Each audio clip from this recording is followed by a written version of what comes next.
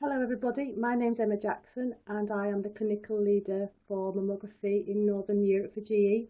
I'm delighted to have with me Claire Mercer, who is a lecturer at Salford University, and she will be discussing mammography positioning and the impact of compression. Claire's got a long-standing relationship with GE and has extensive clinical expertise and experience. She's published many articles and her book, A Holistic Approach to Mammography, is now a widely acknowledged textbook used in mammography training. So I'll hand you over to Claire and she will start her presentation. Thank you.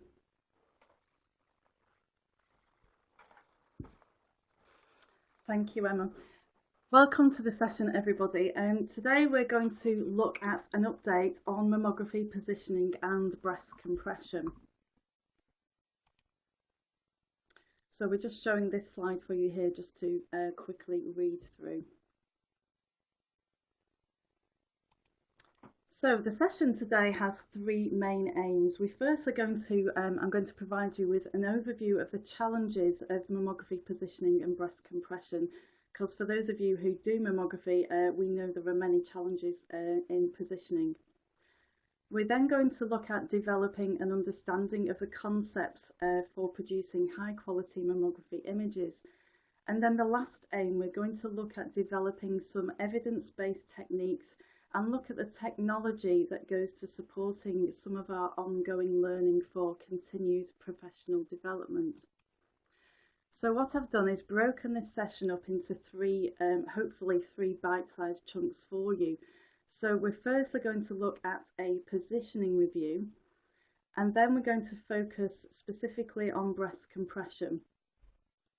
And then what we're going to do is look at some human factors and ergonomics, and we're going to look specifically at the new GE Pristina machine and look at how this has hopefully impacted our ergonomics and made things a little bit better for us in the future. So firstly, we're going to look at positioning. So when we, obviously in mammography, there are lots of images that we do, but I'm not going to go into all these today or else we'd be here for a very long time. We're going to firstly look at the CC and the MLO view and look at specifically some challenges within positioning. So obviously when we position mammography in the CC, craniocaudal, and the MLO, medial lateral oblique, we want to image as much breast tissue as possible, and we want to do this to the highest possible of standards.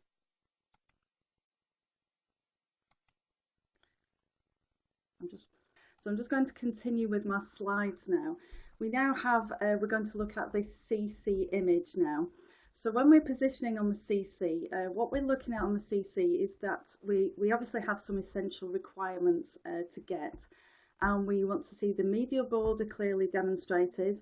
We want to see the axillary tails clearly demonstrated. And to do this, we like to get the nipples centrally placed. Now, what we also want to do is get the back of the breast clearly shown. And to do this, we measure within 1 centimetre of the MLO view. And I'll go into this in a little bit more detail in a moment. Now, there are some important points that we need to consider when we're positioning the CC. Firstly, the height of the detector, and secondly, lifting the breast at the inframammary fold. So firstly, if we look at the height of the detector, if you get the height of the detector wrong, things can go terribly wrong, basically, and I think most of you as practitioners will know this. If we look at the image in the centre, you can see here, nicely demonstrated by the yellow arrow, the back of the breast will not be imaged. You can see here that the light beam doesn't demonstrate the back of the breast, and we know that there are many cancers imaged that appear at the back of the breast. So if we don't image the back of the breast, this is obviously not good. If you get the height of the detector too high, you will miss the back of the breast. Conversely, if you get the height of the detector too low, you will cause pain to the lady, because you can imagine the compression is going to be going down her chest wall and causing the lady quite considerable pain. So you can see the image here on the right hand side is what you want to achieve. This is the just right position. This is the lady positioned at the detector, which is positioned at the inframammary fold. So another important point to consider is lifting the breast at the inframammary fold. So when you are positioning, you obviously use the natural mobility of the breast, and we know this as practitioners and mammographers, we use the natural mobility of the breast. But what we've done is done some research to suggest and to show that if you lift at the inframammary fold by about 1 to 2 centimetres from the 90 degrees, you actually get more breast tissue on your image, and you also cause less pain for the client.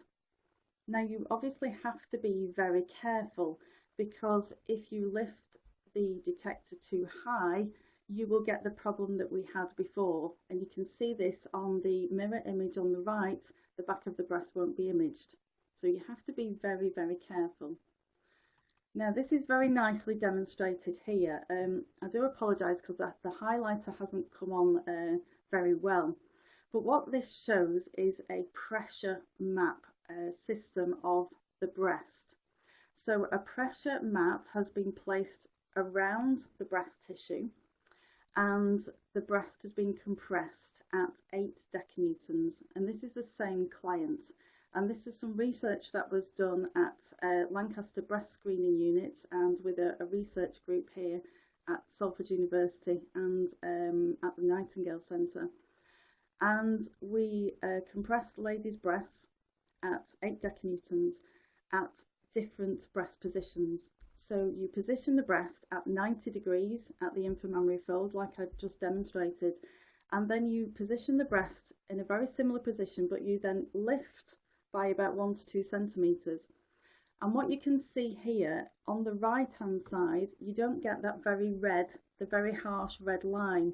Now the harsh red line is obviously a higher pressure, and that's obviously where the lady's going to be getting the pain.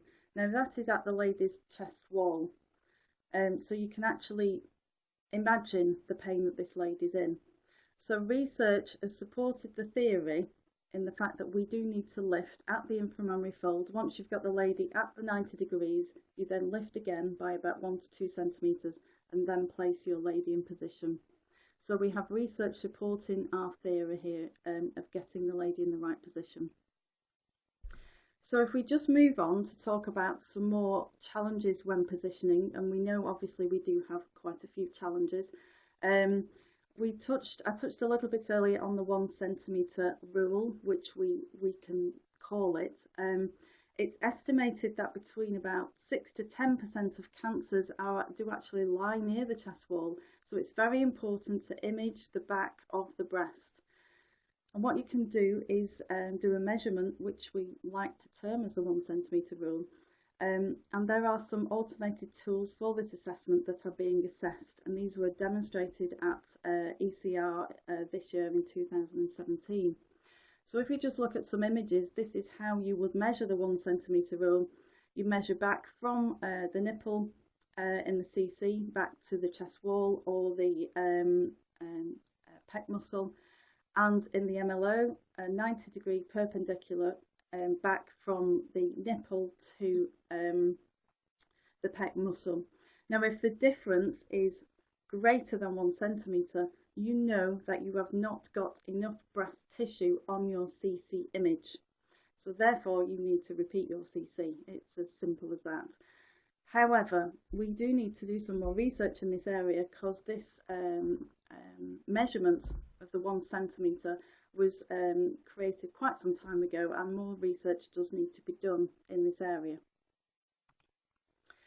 MLO images, if we just move on to those now, obviously your pectoral muscle needs to be down to your nipple level and at the appropriate angle, and your inframammary angle needs to be clearly demonstrated.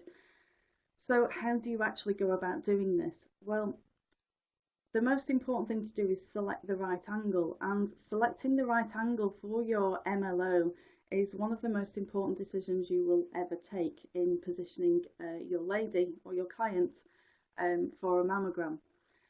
And I can't emphasize this enough. If you get your angle wrong, everything else will go wrong. your compression will go wrong, your client pain will go wrong, everything else will go wrong. So if you get your angle right, everything else does tend to fall into place. So how do you decide to do this? One of the very simple ways to decide is to have this in your head at all times, basically. It's a very crude thing to use, but it's something that works. So a very tall, slim client, you have a 60-degree angle in your mind, and a lady who is shorter in stature and has a larger body habitus, you have a 45-degree angle in your mind. This isn't specific science, but it's something that you have in your mind. Now what we have done is annotate this with some images, and this is something you can do on your initial assessment of your lady. So when you position your client and you get her in the room and you're positioning for your MLO, you can do this very quickly. I'm not suggesting you stand the lady and do this for 15-20 seconds. This is something that you just eyeball and you do very, very quickly whilst you're actually putting her in position and resting her hand on the hand hold. So you can see the images on the top left. This lady is matched to a 60-degree angle. Her sternal angle is matched to the detector at 60 degrees. And you can see her on the right, how she would not be matched to 40 degrees.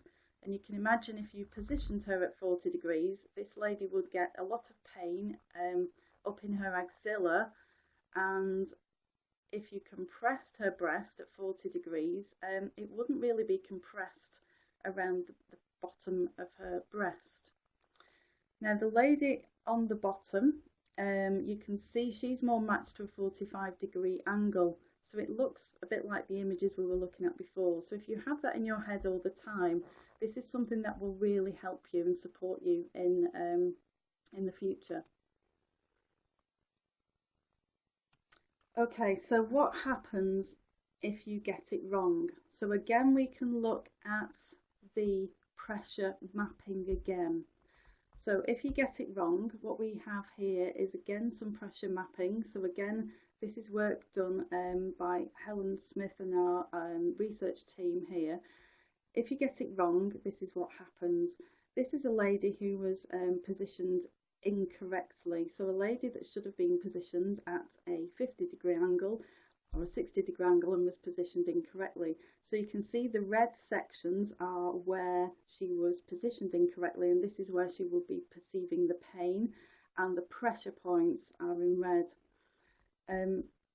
More research has to be done in the MLO position, but you can really clearly see here the impact this can have both to the lady, the client that you are imaging, and to the image as well, because you can see the correct image on the right. The pressure distribution across the breast is more evenly distributed, so you can see the impact that this will have on your image and your image quality.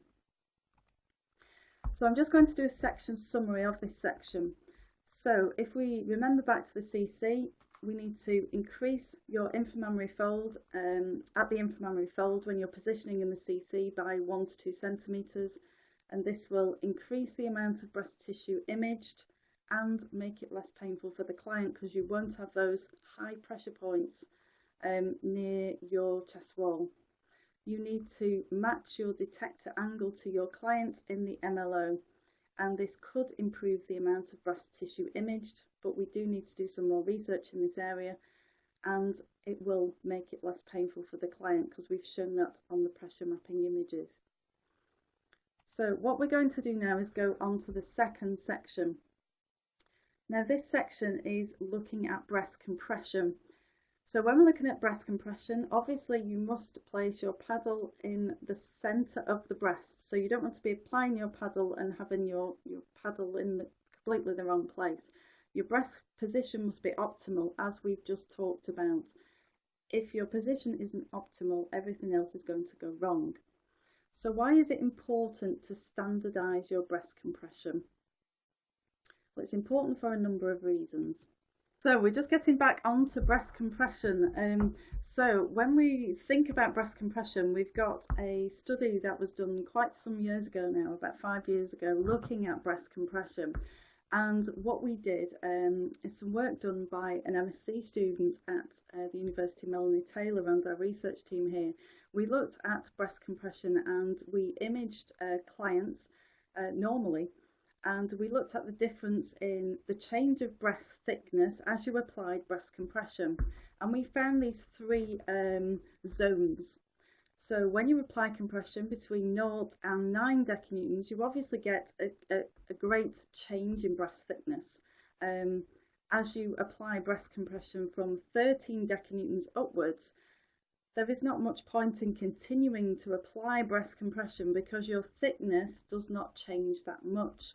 So basically you're causing the lady more pain, but actually you are not going to have any impact on the image or the image quality because the thickness isn't reducing. So from this research, we suggested a termination zone between 9 and 13 decunewtons where you should consider to stop terminating your compression within this zone. The ladies that were imaged in this research consisted of different breast sizes and different BIRADS densities. So this was the first research that looked at considering a termination of compression and having some sort of consistency in compression termination.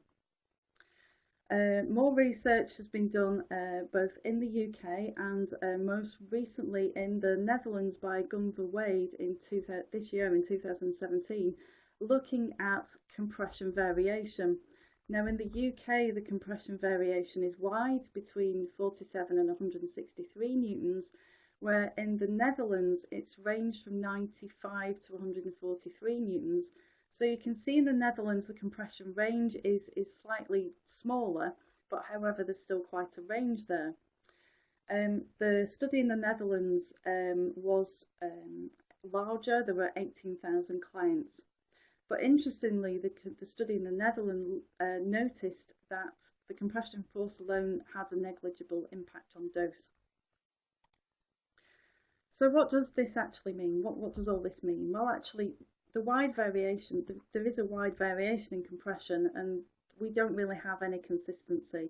So Netherlands have also proved this, and in the UK we really do not have consistency in our compression at all. So what's the experience for the client over multiple screens? Well, what the research has shown is actually that there is no consistency for the population. It's shown that there's no consistency for the clients over multiple screens, but it's also shown there's no consistency for the population. So that's obviously got implications for re-attendance rates. Now, in 2013, Patsy Wheelahan and colleagues did a systematic review, and they found a very significant bit of information that between 47 and 77,000 women in England don't re-attend to screening due to pain related from a previous mammogram. Now, obviously, pain is multifactorial and doesn't necessarily directly correlate exactly with compression, but it obviously has compression obviously has an impact to that pain. So we have to think about pain when thinking about reattendance.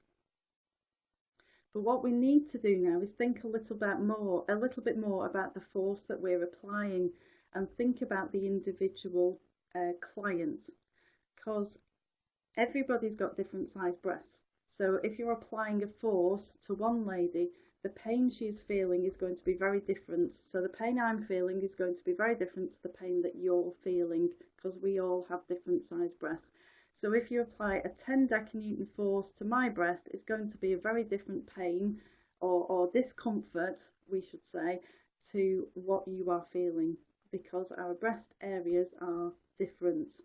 So what we need to look at is pressure. So pressure is force over area. So the force, if we think about 10 decunewtons, and the area of your breast tissue.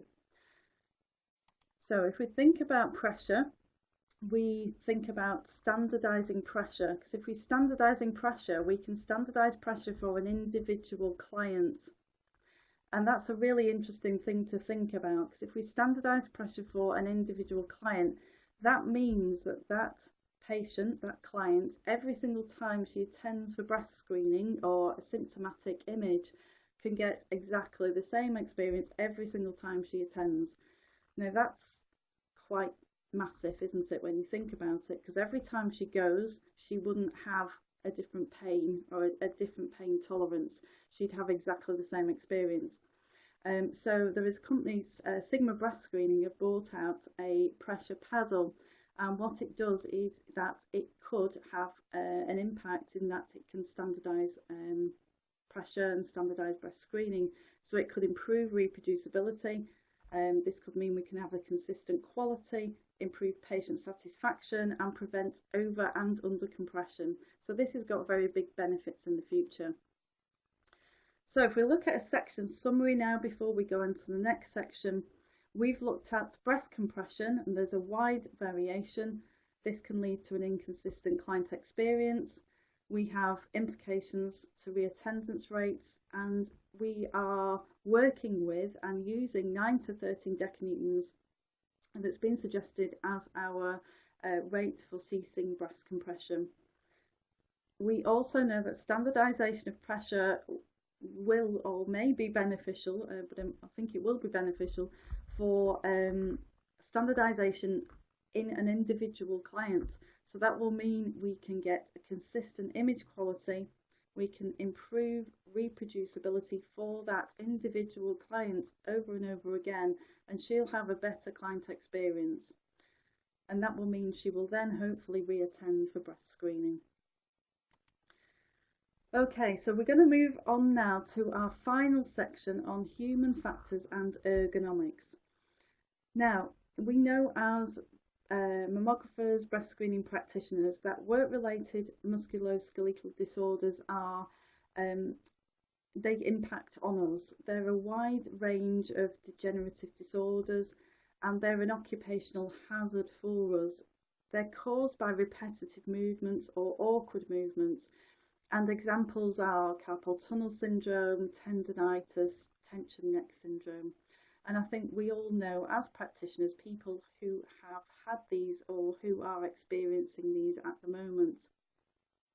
Now in the UK there was an evaluation done in 2007 of different machines and an ergonomic assessment of them. And it was noted that RSI of the thumbs and the wrists were a particular problem. In 2009, another study was done by Wigley and colleagues, and they said that 62% of practitioners, mammographers, always or often had to manoeuvre patients into awkward positions. And I think we can all appreciate that that definitely is true. We do always have to manoeuvre patients into awkward positions. It's a very difficult job to do. In 2014, another study was done by Costa and colleagues, and they highlighted that the medial lateral oblique was the most demanding procedure, and I think we can identify with that. The postures identified as causing risks were neck extension, arms elevated, and the back being stooped. So these postures can obviously impact our health and cause work-related musculoskeletal disorders. Now, what Costa and colleagues said was that the mammography design does not allow for comfort and safety for the radiographers and the patients. The study suggested two interventions. They suggested that the equipment was redesigned to prevent awkward postures during positioning. And they also suggested a better education and training of radiographers in both the CC view and the MLO view. So what we're going to do now is take a little look at the GE Senograph Pristina machine, which is a new machine that GE have brought out. And we're going to look at how they have tackled Costa's suggestions from their study in 2014. So we're going to look at how they've tackled the equipment redesign and how they've tackled looking at other improved features of design to look at tackling these other interventions. So when GE designed their machine, they obviously had focus groups involved in the design, and there are many new features on the Sonograph Pristina that can assist Costa's interventions. I'm not going to go through every single one of them because obviously I would be here for quite some time, but what I'm going to do is just focus on some of the key ones. So I'm going to just walk through some of the key ones and show you some images. So firstly, we're going to look at what we still do call as the bucky. It's thinner, it's got an overall rounded design, and the really good thing is that it's got rounded edges at the axilla. So if you think back to when I was talking about the pressure point, when we were looking at the pressure mat and those pressure points, those rounded edges are going to really help when you're actually compressing the client and putting the client in position. There's also additional space at the back or the front, whichever you want to call it, of the bucky for positioning. So there's a potential reduction in pressure, like I've just said, at the axilla, which will improve patient experience and allow for image improvements and allow for freer movements of practitioners as well, and hopefully allow for reduction of fatigue and stress. So here are the images here.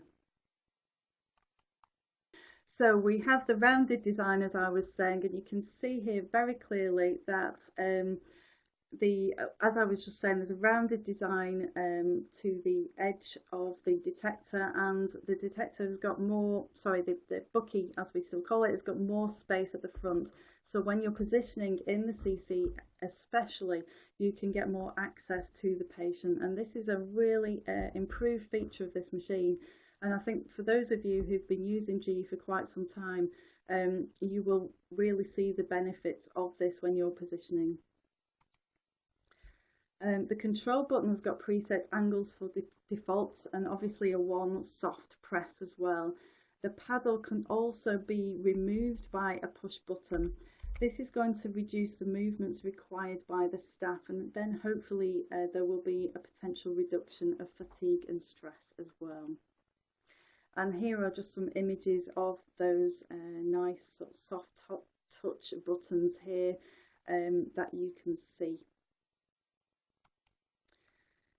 Now, if we go onto the tube head, for those of you again that have been using GE for some time, the Pristina has got a smaller tube head, and this is a real improvement to this machine. And when I show you the image in a moment, you will be impressed. I was really impressed when I saw it.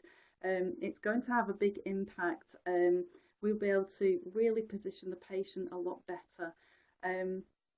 Also, the tube angling is automated, and it's got a really neat new park away system. So what happens is when you want to position for your CC or your MLO, and I think it might have more benefits in the MLO, but it does have benefits in the CC as well. If you want to position and you need to move the tube head out of the way, you can park the tube head out of the way. So you can move it away at an angle, position your client, and then keep the tube head parked out of the way, walk around and expose. And the tube will then automatically go back to that base position, so you don't have to move it back yourself. And this is a really novel, neat feature of the Pristina machine. It really allows you as a practitioner to actually get in really easily and freely to your patients, a lot easier and freer. So it will improve your patient experience as well as allowing for freer movements. So you can see here the tube head, how it's reduced in size. So if we think about those Costa's research questions, one of them was that we should ask the client to sit when she's taller than the practitioner for the CC, and the answer to that now is that it should be more readily achievable now with the Pristina machine, because we've got more access from the front of the bucky, and obviously the tube head is a lot smaller, so the lady won't be knocking her head against the tube like she was before, as we know. And obviously we've got a face guard as well, a larger face guard which will protect that lady. And obviously when we're in the MLO position, we can ask the practitioner to sit when the client is shorter. Now, we've always used seats in the MLO position. Some of you may have not, but using seats are very beneficial. But the fact that you can move the tube head out of the way means that you won't have to twist your back and stretch your neck as much as you used to, because you've now got freer access with this park away feature. So you can see here an image on the right of the previous design, and you can see the radiographer's sort of twisting and moving, and her head is very close to the old tube head.